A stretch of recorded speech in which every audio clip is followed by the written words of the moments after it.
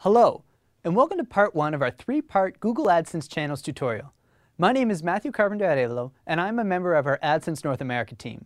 Along with 2 of my colleagues, I'm going to be telling you about some best practices for setting up custom channels. The objective is to optimize your ad units so that you can earn as much revenue as possible by both generating more clicks and making your site more attractive to advertisers.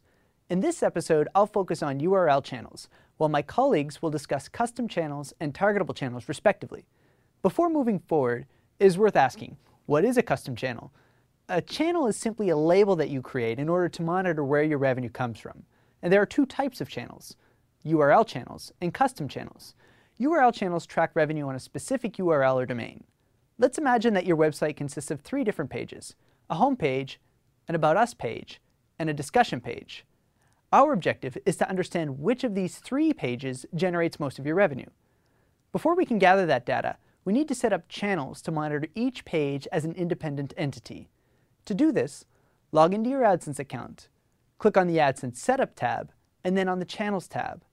By default, you will see your custom channels if you have any created. Find the URL channels link next to the custom channels. Click on the link that says Add New URL Channels. In the box that appears, enter a different URL on each line. When you are finished, click Add Channels. These channels are now created and will begin to monitor your different URLs to see how each performs. You don't need to change your ad code, nor do you have to make any other changes inside your account. Unfortunately, channels cannot recover past activity, so the only data that will be available is data collected after you've created the channels.